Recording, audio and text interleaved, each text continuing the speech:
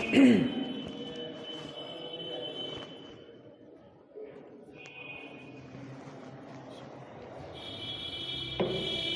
الحمد لله نحمده ونستعينه ونستغفره ونؤمن به ونتوكل عليه ونعوذ بالله من شرور أنفسنا ومن سيئات أعمالنا من يهده الله فلا مضل له ومن يضلله فلا هادي له وأشهد أن لا إله إلا الله وحده لا شريك له وأشهد أن محمدًا عبده ورسوله أما بعد فإن أصدق الحديث كتاب الله وأحسن الهدى هدى محمد صلى الله عليه وسلم وشر الأمور محدثاتها وكل محدثة بدعة وكل بدعة ضلالة وكل ضلالة في النار أما بعد فأعوذ بالله من الشيطان الرجيم بسم الله الرحمن الرحيم إن الذين آمنوا وعملوا الصالحات كانت لهم جنات الفردوس نزلا خالدين فيها لا يبغون عنها حولا قل لو كان البحر مدادا لكلمات ربي لنفد البحر قبل أن تنفد كلمات ربي ولو جئنا بمثله مددا قل إنما أنا بشر مثلكم يوحى إلي أنما إلهكم إله واحد فمن كان يرجو لقاء ربه فليعمل عملا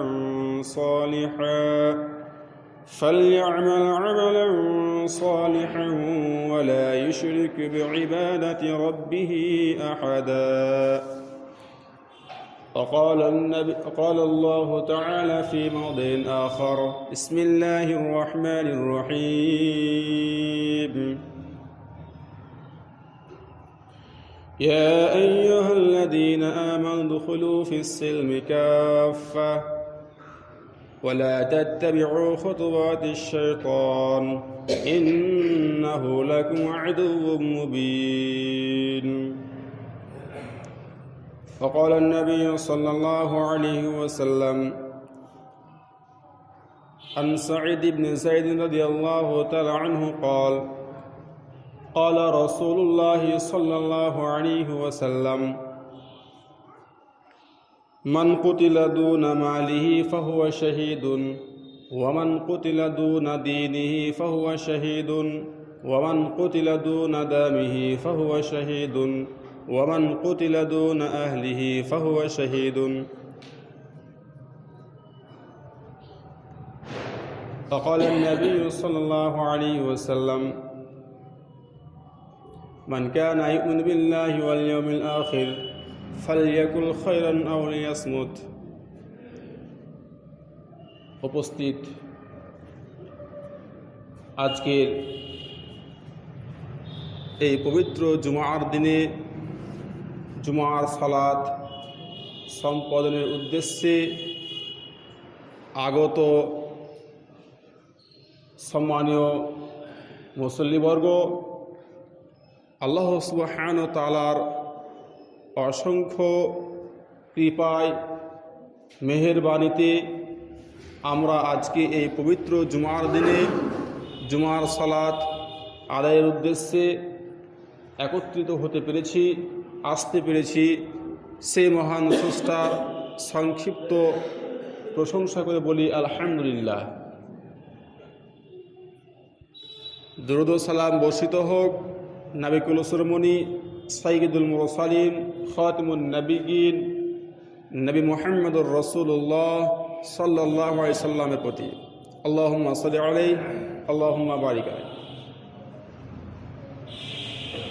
সম্মানিত মুসল্লিবর্গ, আমি আপনাদের সামনে সূরা বাকারা হতে একটি আয়াত পাঠ করেছি এবং সুনানে তিরমিজি হতে একটি হাদিস পাঠ করেছি। উক্ত আয়াত ও হাদিসকে সামনে রেখে বিগত জুমায় আলোচিত বিষয়ের উপরেই আজকেও আলোচনা হবে। তো আমরা আলোচনা করছিলাম মাকাইদুল ইবলিস বা কাইদুশ শয়তান, শয়তানের চক্রান্ত। শয়তান মুমিনদেরকে নির্মূল করার জন্য, মুসলমানদেরকে পথভ্রষ্ট করার জন্য যে সমস্ত চক্রান্ত, যে সমস্ত তার হামলা, তার আক্রমণ, সে সম্পর্কে আলোচনা চলছিল। তো আমরা আলোচনা করেছি যে ইবলিস আদম সৃষ্টির পর থেকে নিয়ে ইবলিস আদম ও তার সন্তানদের প্রতি নানান রকম চক্রান্ত কৌশল অবলম্বন করছে এবং কিয়ামত পর্যন্ত সে করবে। আদম আলাইহিস সালাম এর সঙ্গে যে আচরণ ইবলিস করেছিল, আদম আলাইহিস সালামের উপরে যে চক্রান্ত সে বাস্তবায়ন করতে চেয়েছিল, সে সমস্ত চক্রান্তর মধ্যে হতে অন্যতম একটি চক্রান্ত ছিল যে বিবস্ত্র করে দেওয়া, মুমিন নারী ও পুরুষদেরকে উলঙ্গ করা। এরকমভাবে সেখানে আরও একটি চক্রান্তের কথা উল্লেখ হয়েছিল যে মুমিনদের মধ্যে ওয়াসওয়াসা সৃষ্টি করে দেওয়া, সন্দেহ ভরে দেওয়া, সন্দেহযুক্ত করে দেওয়া। এরকমভাবে আরও একটি আলোচনা হয়েছিল যে শয়তানের চক্রান্ত হকের বিরুদ্ধে মিথ্যা কৌশল, মিথ্যা যুক্তি প্রয়োগ করা। শয়তানের চক্রান্ত সমূহের মধ্যে আরও একটি চক্রান্ত কথা উল্লেখ করা হয়েছিল আদম আলাইহিস সালাম এর পুত্রদ্বয়ের ঘটনা বর্ণনা করতে গিয়ে, হাবিল ও কাবিলের ঘটনা বর্ণনা করতে গিয়ে, যে শয়তানের অন্যতম একটি চক্রান্ত হচ্ছে যে মুসলিমদের মধ্যে, মানুষের মধ্যে হত্যা এর প্রচলন ঘটানো, একে অপরের সঙ্গে ঝগড়া বিবাদ লাগিয়ে দেওয়া। আজকে আলোচনা হবে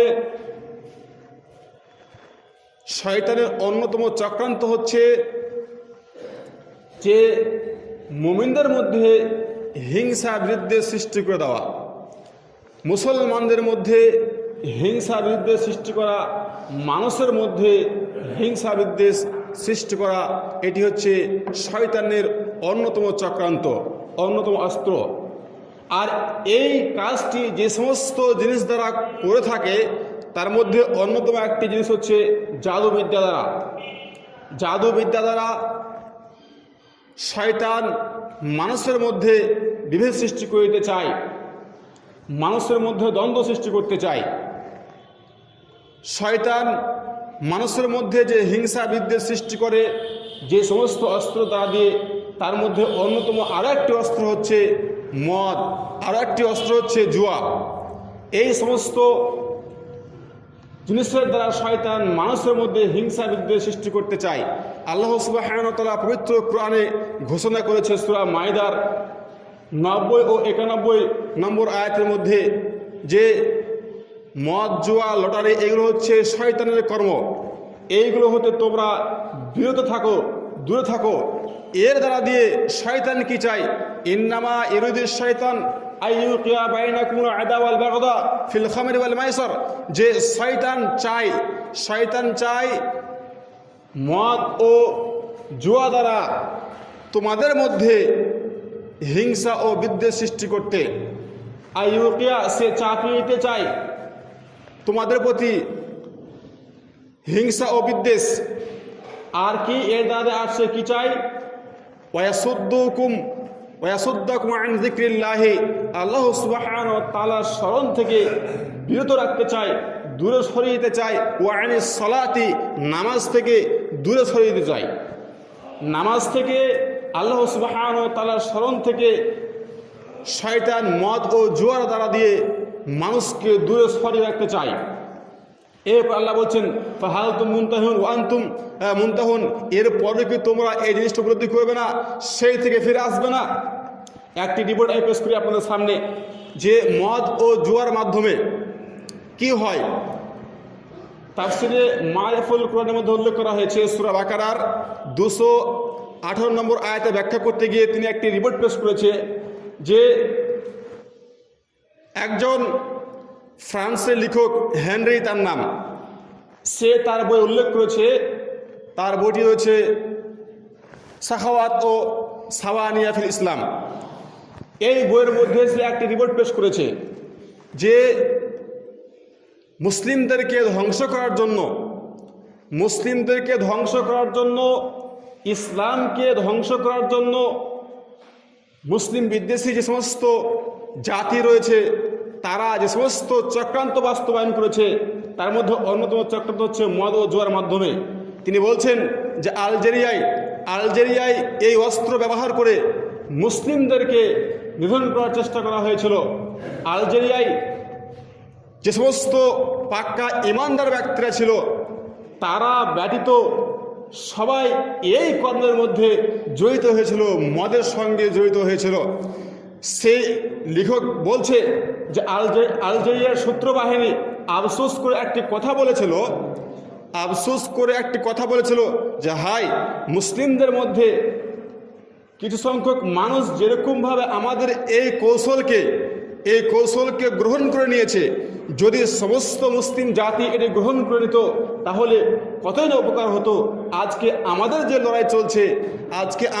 লড়াই চলছে মুসলিম জাতিকে নিধন করার জন্য যে সমস্ত অস্ত্র ব্যবহার করা হচ্ছে তার মধ্যে অন্যতম একটি অস্ত্র হচ্ছে এই মদ। এই মদের দ্বারা দিয়ে তৎকালীন মুনাফেক নামধারী মুসলিম, এদের মাধ্যমে মুসলিমদের যে কলাকৌশল, মুসলিমদের যে সূত্রের বিরুদ্ধে যে তাদের চক্রান্ত বা তাদের যে কলাকৌশল, সেই সমস্ত তথ্যগুলো আমরা এই মদ পান করিয়ে তাদের মুখ থেকে বের করে দিয়েছি। শয়তান মুসলিমদেরকে নিধন করার জন্য যে সমস্ত অস্ত্র ব্যবহার করে তার মধ্যে অন্যতম একটি অস্ত্র হচ্ছে এই মদ। বলছিলাম তাহলে মুসলিমদেরকে শেষ করার জন্য শয়তানের যে কৌশল, শয়তানের যে চক্রান্ত, সে সমস্ত চক্রান্ত হচ্ছে কি হিংসা বিদ্বেষ সৃষ্টি করা। আর এই হিংসা বিদ্বেষ সৃষ্টি করে মদ ও জুয়ার মাধ্যমে। একজন মানুষ মদ পান করেছে, তার ভারসাম্য, তার যে ব্রেন তার লোপ পেয়ে যায়, ফলে সে কী করে গালিগালাজ করতে আরম্ভ করে। এটি আপনারা সচক্ষে দর্শন করেছেন। তো এটি কি যখন একজন ব্যক্তি অপর ব্যক্তিকে গালিগালাজ করবে, সে কি তাকে ধরে চুমা খাবে? কখনোই না, সেও তার প্রতি আক্রমণ করবে। আর শয়তান এটি চায়, শয়তান চায় আপসের মধ্যে হিংসা বিদ্বেষ সৃষ্টি করে দেওয়া। এটি হচ্ছে শয়তানের একটি কৌশল। শয়তানের অন্যতম কৌশল হচ্ছে কি মুমিনদের বিরুদ্ধে চক্রান্ত করা। একটি উদাহরণ দিয়ে বলি, যখন আল্লাহ রাসূল সাল্লাল্লাহু আলাইহি ওয়াসাল্লাম নবুয়ত প্রাপ্ত হওয়ার পরে ইসলামের দাওয়াত যখন শুরু করে দিল, এরপরে মক্কার কাফেরেরা চক্রান্ত করল। দারুন নাদওয়ায় তাদের সংসদে বসে তারা চক্রান্ত করলো। মুহাম্মদ যে দাওয়াত নিয়ে এসেছে, এই দাওয়াত আমাদের যে ব্যবসা, আজকেও দেখবেন অনেকে রয়েছে মাদার পূজারী, মাদারের নামে ব্যবসা করে। ওরকম হিন্দুদের মধ্যে রয়েছে তারা কি মূর্তির নাম দিয়ে ব্যবসা করে। যে সমস্ত মূর্তির নাম দিয়ে যে সমস্ত টাকা পয়সা নেওয়া হয় বা যে সমস্ত উন্নত মানের জিনিস সেখানে যায়, সে সমস্ত জিনিসগুলো ব্যাপারে এই ভারতবর্ষের যে রিপোর্ট রয়েছে, কিছু রিপোর্ট রয়েছে তা অতি সাংঘাতিক। এরকম দেখবেন কোনো জায়গায় এমনও রয়েছে মন্দিরের নামে বিল্ডিং তৈরি করা হচ্ছে, আর ওই কাজগুলো করছে দেশকে ধ্বংসকারী একটি সংগঠন, দেশ ধ্বংসকারী একটি সংগঠন সে কাজটি করছে, সে সময় কাজটি বলে ইনশাআল্লাহ। তো এখানে মুহাম্মদ সাল্লামকে শেষ করার জন্য, তার দাওয়াতকে কিভাবে বন্ধ করা যায়, এই জন্য নাজদি একজন ব্যক্তি, এই ব্যক্তির বেশ ধারণ করে শয়তান ওই আবু জেহেল আবু লাহাবের মধ্যে আসলো। সেখানে চক্রান্ত কি হচ্ছিল, কেউ বলছিল যে এই মুহাম্মদ সাল্লাম যে এই কাজটি করছে তাকে এই কাজ থেকে বিরত রাখার জন্য তাকে ঘরে বন্দি করে দেওয়া হোক, কেউ বললো তাকে দেশ থেকে তাড়িয়ে দেওয়া হোক। ওই শয়তান মানুষের রূপ ধারণ করে গিয়ে বলল, তোমরা যে কলা কৌশল করছো এতে কিছু হবে না, এতে কিছু হবে না। কি হবে? মুহাম্মদ যেখানে যাবে সেখানে গিয়ে কি তার যে মিষ্টি কথা, মিষ্টি বাণী, সে কথার দ্বারা সেখানকার মানুষকে আকৃষ্ট করে নেবে, সেখানে গিয়ে তার দলবল তৈরি করে নেবে। তাহলে কি করা যায়? শয়তান পরামর্শ দিল তাকে হত্যা করে দিতে হবে, তাকে হত্যা করে দিতে হবে। এই চক্রান্ত বাস্তবায়ন হয়ে গেল, সবাই একমত হয়ে গেল যে মুহাম্মদ সাল্লাল্লাহু আলাইহি ওয়াসাল্লামকে হত্যা করা হবে। এই নিয়ে মক্কার কাফেররা একমত হয়ে গেল। কার পরামর্শে? ইবলিসের পরামর্শে। ইবলিস যে বেশ ধারণ করেছিল, একটি মানুষের বেশ ধারণ করেছিল, তার নাম হচ্ছে নাজদি। শয়তান এরকমভাবে মুমিনদের বিরুদ্ধে চক্রান্ত করে, মুমিনদের বিরুদ্ধে শয়তান এরকমভাবে চক্রান্ত করে। আর আজকেও সেম টু সেম এই চক্রান্তই চলছে। শুধু ভারতবর্ষে নয়, সারা বিশ্বে মুসলিম নিধনের যে চক্রান্ত চলছে, এই চক্রান্ত চলছে। মনে রাখবেন, শয়তান শুধু জিনদের মধ্যে হতে নাই, মানুষের মধ্যে হতে শয়তান রয়েছে। মানুষের মধ্যে হতে শয়তান হচ্ছে ওরা যারা শয়তানি কর্মে বিশ্বাসী, যাদের মধ্যে শয়তানি আচরণ রয়েছে। এর দলিল সূরা নাসের মধ্যে রয়েছে, মিনাল জিন্নাতি ওয়ান নাস। তো এই মানুষরূপী শয়তানগুলো মুসলিম নিধনের জন্য শয়তানের চক্রান্ত বাস্তবায়ন করছে। তখন কি হলো? আল্লাহ সুবহানাহু ওয়া তাআলা মুহাম্মদ সাল্লাল্লাহু আলাইহি ওয়াসাল্লামকে বাঁচিয়ে নিলেন। হকের পথে যারা থাকবে, যারা হকের দিশারি হবে, তাদের উপরে অন্যায়, তাদের উপরে অত্যাচার অবশ্যই আসবে। আর যদি সে টিকে থাকতে পারে, আল্লাহ সুবহানাহু ওয়া তাআলার পক্ষ হতে সাহায্য আসবে, যা আমরা যুগ যুগ ধরে দেখে আসছি। তো সেখানে এরকমভাবে শয়তান মুসলিমদের বিরুদ্ধে, মুমিনদের বিরুদ্ধে চক্রান্ত করে। শয়তানের আরেকটি কাজ হচ্ছে কি, যে আপসের মধ্যে মারামারি কাটাকাটি লাগিয়ে দেওয়া। আরেকটা উদাহরণ পেশ করি। যখন মুসলিমরা কাফেরদের অত্যাচারিত হয়ে, কাফেরদের কাছে মার খেয়ে মক্কা ত্যাগ করে যখন মদিনা চলে গেল, মদিনায় গিয়ে শান্তি নাই। তারপরেও যারা এই মক্কায় ছিল তাদের ঘর বাড়ি সব কি করলো? লুটপাট করলো, তাদের বাড়ির মানুষদের প্রতি অত্যাচার করলো। আল্লাহ সুবহানাহু ওয়া তাআলা তখন কি করলেন? মুসলিমদেরকে যুদ্ধ করার অনুমোদন দিলেন। তখন আল্লাহ সুবহানাহু ওয়া তাআলা যখন এই অনুমোদন দিলেন, তখন আল্লাহ রাসূল সাল্লাল্লাহু আলাইহি ওয়াসাল্লাম কি করলেন? আবু সুফিয়ান তৎকালীন ছিল কাফের, তার ব্যবসা বাণিজ্য শাম দেশে ছিল, সে শাম থেকে ফিরে আসছিল। তার ব্যবসা, তার ওই কাফেলাকে আটক করার জন্য মুসলিমরা কি করলো? দলবদ্ধ হলো। পরে সে তার কাফেলা নিয়ে নিরাপদে চলে এসেছিল। এরপরে কি হলো? মক্কার কাফেররা যখন এই ঘোষণা পেয়ে গেল যে মুসলিমরা আবু সুফিয়ানের কাফেলাকে আক্রমণ করার জন্য তারা উৎপেতে বসে রয়েছে, তখন এরা কি করলো? তখন এরা দলবদ্ধ হয়ে 1000 সৈনিক নিয়ে বদরের প্রান্তে চলে গেল। বদরের প্রান্তে গেল, সেখানে কি হলো? সেখানে শয়তান আসলো। কার রূপ ধারণ করে? সেখানে শয়তান আসলো সুরাকা ইবনে মালিক আর জোশান, এই ব্যক্তির রূপ ধারণ করে আসলো। এই ব্যক্তি ছিল বানি দালাজ সম্প্রদায়ের মধ্যে হতে। তার রূপ ধারণ করে এসে বলল যে ইন্নী জারুল লাকুম, আমি হচ্ছি তোমাদের হিতাকাঙ্ক্ষী, লা গালিবা লাকুমুল ইয়াউম, আজকে তোমরা বিজয় হবে, তোমাদের কেউ হারাতে পারবে না। বদরের প্রান্তে যে মুসলিমরা এসছে তারা মাত্র 313 জন, আর তোমাদের সংখ্যা হচ্ছে কত? 1000 জন। আর এটা হচ্ছে শুধু এই এই কয়টি মানুষকে যদি শেষ করে দিতে পারো তাহলে মুহাম্মদের যে দাওয়া সব শেষ হয়ে যাবে। ময়দানে অবতীর্ণ হলো, ময়দানে অবতীর্ণ হয়ে গেল।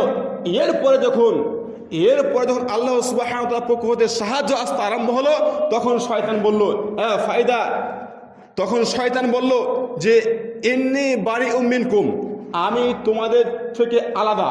ইন্নী আরা মালা তারাও না, আমি এমন জিনিস দেখছি যা তোমরা দেখতে পাও না। শয়তান কি দেখছিল?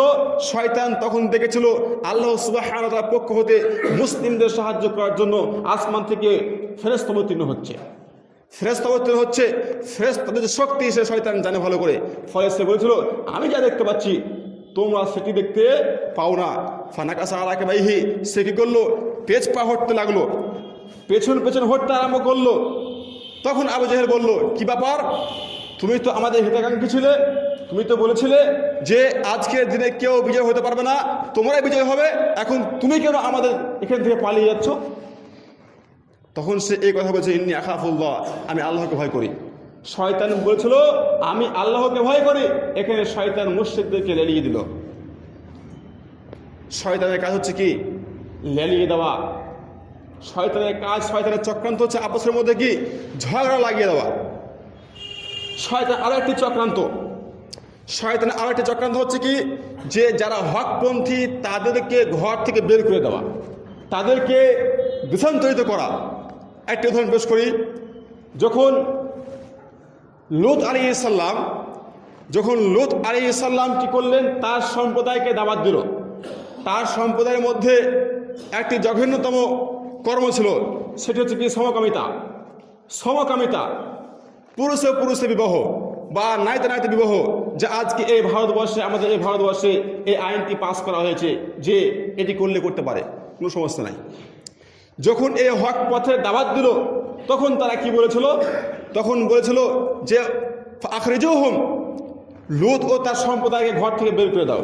কিন্তু কারিয়াতিহিম, তাদেরকে তাদের ঘর থেকে, তাদের গ্রাম থেকে বের করে দাও। অন্যত্র বলা হয়েছে ইন্নাহুম উনাসুই, সে হচ্ছে কি অতি পবিত্রতা আমাদের দেখাচ্ছে, সে আমাদের অতি পবিত্র দেখাচ্ছে, আমরা হচ্ছে সবচেয়ে বড় পবিত্র। এই বলে লূত আলাইহিস সালামকে ঘর থেকে বের করে দেওয়ার আদেশ জারি করলো। এরকমভাবে মুহাম্মদ সাল্লাল্লাহু আলাইহি ওয়াসাল্লাম এর যুগেও আল্লাহ সুবহানাহু বলছেন সূরা হাজের মধ্যে, সূরা হাজের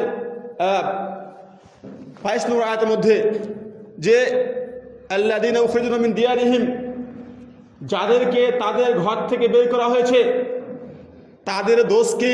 আইয়াকুলু রাব্বুনা আল্লাহ, যে এরা বলে আমাদের রব একমাত্র আল্লাহ, আমাদের রব একমাত্র আল্লাহ।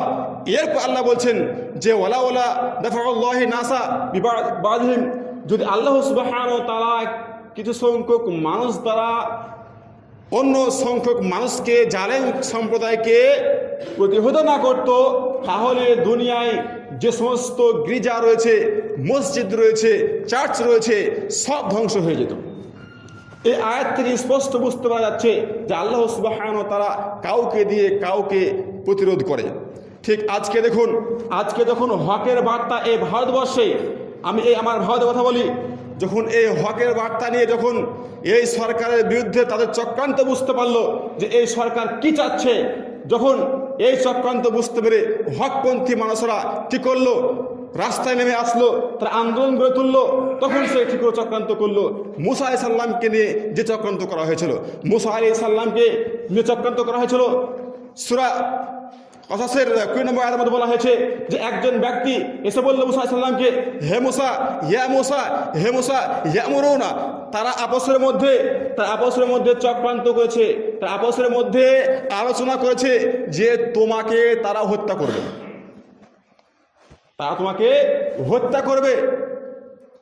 আজকেও সেম একই অবস্থা। আজকে দেখুন দিল্লির অবস্থা, যারা এই হকের কথাকে অর্জন করতে চেয়েছিল তাদেরকে আজকে নির্মমভাবে মারা হলো, নির্মমভাবে তাদের প্রতি অত্যাচার করা হলো। আর আজকে তাদেরকে বলা হচ্ছে যে দেশকে গাদ্দারুকো গুলি মারো সালুকো। যারা দেশকে গড়ে তুললো, যাদের সম্পদে দেশ চলছে, আজকে তাদেরকে বলছে যে এরা হচ্ছে দেশের গাদ্দার, এদেরকে গুলি মারো। অথচ যখন মহাসভা হয় ইংরেজদের আমলে, ইংরেজ যখন বিতাড়িত হয়, ওই সময় যখন মহাসভা হয়, সর্বপ্রথম ইংরেজদের সাপোর্টে কাজ করেছিল RSS। ইতিহাস পড়ে দেখবেন, যদি আমি ভুল বলি আপনারা ধরবেন, যদি আমি ভুল বলি আপনারা ধরবেন। ইতিহাস পড়ে দেখবেন, মহাসভা যে হয় সেখানে যে সর্বপ্রথম যারা ইংরেজকে সাপোর্ট করেছিল তারা ছিল RSS। এই জন্যই তারা কি এই জাতির পিতা গান্ধীজিকে তারা হত্যা করেছিল, যখন সে বলেছিল যে এই দেশ সকলের হক রয়েছে, সকলেই নিজ নিজ ধর্ম পালন করে চলতে পারে। এই কঠোর হিন্দুত্ববাদী RSS সংগঠন তখন এই গান্ধীজিকে হত্যা করে।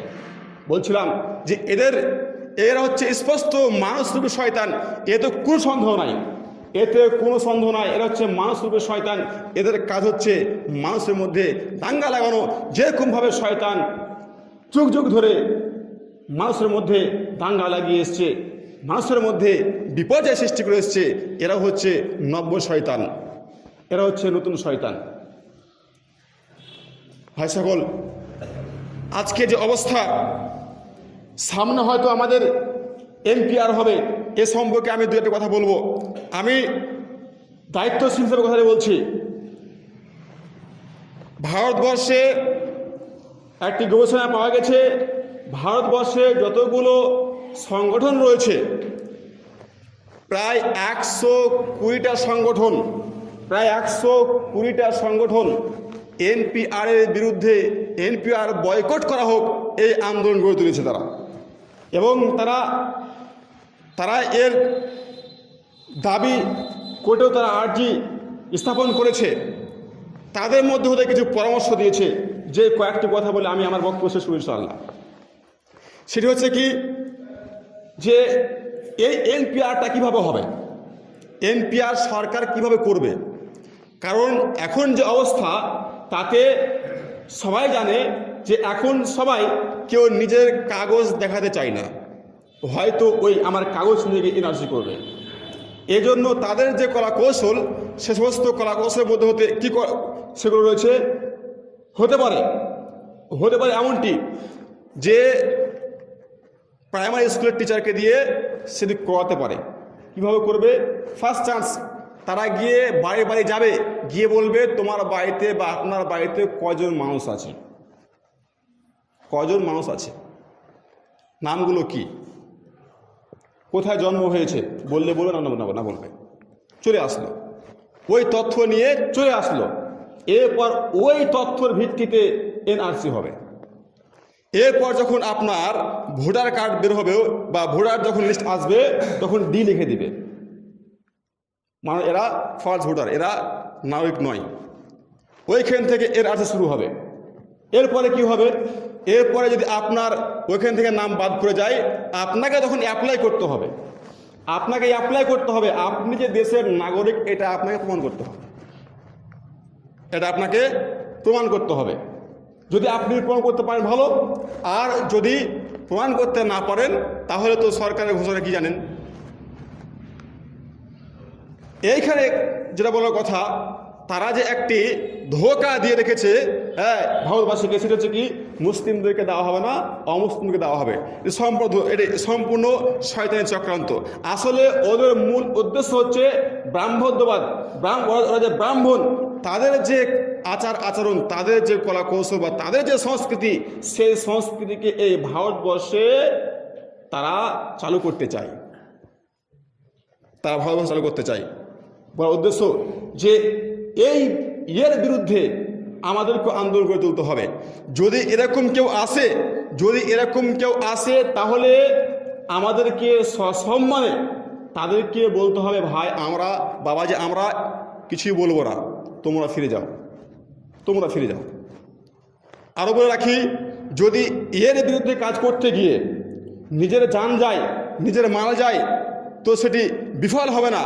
কারণ আল্লাহ বলছেন, সহিহ হাদিস, তিরমিজির হাদিস নম্বর 1421, বলছেন, মান কুতিলা দুনা মালিহি ফাহুয়া শাহিদুন, যে ব্যক্তি নিজের মালকে রক্ষা করতে গিয়ে, নিজের সম্পদকে রক্ষা করতে গিয়ে নিহত হলো, ওই ব্যক্তি শহীদ। আপনার সম্পত্তি, আপনার প্রপার্টি, আপনার যে যুগ যুগ ধরে আপনার পরম্পরা চলে আসছে, সেই সমস্ত প্রপার্টি তারা কি বাজেয়াপ্ত করবে যখন আপনি ভারতের নাগরিক হিসাবে কি প্রমাণ পেশ করতে না পারবেন। স্পষ্ট। এরপর বলা হচ্ছে ওমান কুতিলা দুনা দীনিহি ফাহুয়া শাহীদুন, যে ব্যক্তি তার ধর্মকে, তার নিজের ধর্মীয় কালচারকে রক্ষা করতে গিয়ে নিহত হলো, সে ব্যক্তি শহীদ। ওমান কুতিলা দুনা আহলিহি, যে ব্যক্তি তার পরিবারকে রক্ষা করতে গিয়ে নিহত হলো, সে ব্যক্তিও শহীদ। অতএব যদি আমরা ধর্মীয় দৃষ্টিকোণ থেকে না দেখি, সার্বিকভাবে আমরা দেখি, তাহলে এটি স্পষ্ট যে অত্যাচার, এতে কোনো সন্দেহ নাই। এর বিরুদ্ধে আমাদেরকে আন্দোলন করে তুলতে হবে, যেন কোনোরকমভাবে এরকম কলাকৌশল করে ভারতবর্ষে বিপর্যয় সৃষ্টি করতে না পারে। আমি কোনো সংগঠন বা আমি কোনো দলের সাপোর্ট করছি না, আমি সার্বিকভাবে কথা বলছি যে যদি এমনটি হয় তাহলে অবস্থা ওরকম হবে যেরকম আসামে হয়েছে, অবস্থা ওরকম হবে যেরকম আসামে হয়েছে। এদের মূল উদ্দেশ্য হচ্ছে ওই যে বললাম মহাসভা হওয়ার পরে তাদের বিরুদ্ধে কি গর্জন উঠে, এরপরে আরএসএসকে ব্যান করা হয়, এরপরে তারা আবার নতুন করে কৌশল অবলম্বন করে। তাদের যে দাবি ছিল 2021-এ আমরা ঘোষণা করব হিন্দু রাষ্ট্র বলে, তাদের যে দাবি ছিল আমরা 2020 হতে হতে আমরা কি রাম মন্দির বানাবো, তারা দখল করে নিয়েছে। এই 2021 এর মধ্যে তারা এই ঘোষণা করবে, তার জন্য অনেক করে তারা কলাকৌশল অবলম্বন করেছে। আর তার প্রমাণ দেখুন যে আজকে দিল্লিতে এত বড় ঘটনা ঘটে গেল, আজ পর্যন্ত উপযুক্ত কোনো কথা তাদের মুখ থেকে পাওয়া যায়নি। অতএব আমরা বুদ্ধিমান মানুষ, আমাদের কি করা দরকার, কি করা উচিত, একটু ভেবে চিন্তে পা ফেলবেন, ভেবে চিন্তে কাজ করবেন। আল্লাহ আমাদের সকলকে বিষয়গুলো বুঝার তৌফিক দান করুন, আমিন।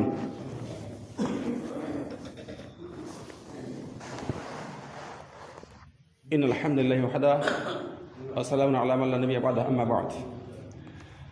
আল্লাহ তাআলা বলছেন, ইয়া আইয়ুহাল্লাযীনা আমানু উদখুলু ফিস সিলমি কাফা, হে ঈমানদারগণ, তোমরা ইসলামে প্রবেশ করো পরিপূর্ণরূপে, পূর্ণাঙ্গ মুমিন হয়ে যাও। আর যখনই পূর্ণাঙ্গ মুমিন হব, আল্লাহ সুবহানাহু ওয়া তাআলার প্রতি বিশ্বাস রেখে আমরা যদি কাজ করি, তাহলে পৃথিবীর কোনো শক্তিরাই যে মুসলিমদেরকে অপমান করে, মুসলিমদেরকে বের করে দেয়, কোনো শক্তি নেই। এই জন্য আমাদেরকে পূর্ণাঙ্গ রূপে মুসলিম হতে হবে, এক নম্বর কথা। এরপর আল্লাহ বলছেন, ওয়ালা তাত্তাবিউ খুতুওয়াতিশ শয়তান, তোমরা শয়তানের পদাঙ্ক অনুসরণ করো না, হোক সে মানুষরূপী শয়তান বা জিন শয়তান। স্পষ্ট এগুলো হচ্ছে শয়তানি কর্ম। অতএব এইগুলো করার জন্য যদি কেউ টাকা দিয়ে কিনে নেয়, তাহলে জানবেন যে শয়তান তার কাছে এসেছে, শয়তানকে সঙ্গে সঙ্গে সেখান থেকে বিতরণ করতে হবে। আর যদি আপনি সেই শয়তানের চক্রান্ত করে যান, তাহলে আপনার সব যাবে। ইন্নাহু লাকুম আদুউম মুবিন, কেননা এরা স্পষ্ট তোমাদের শত্রু, এরা স্পষ্ট তোমাদের শত্রু। অতএব শত্রু আমার বিরুদ্ধে কি চক্রান্ত করছে, সর্বদা সে বিষয়ে যদি আমরা সজাগ না থাকি, তাহলে যে কোনো মুহূর্তে শত্রু আমাকে পেরে বসবে, আমার প্রতি হামলা করে বসবে। আল্লাহ আমাদের সকলকে এই শত্রু সম্পর্কে জানার, ভালো করে বুঝার তৌফিক দান করুন, আমিন, আল্লাহুম্মা আমিন।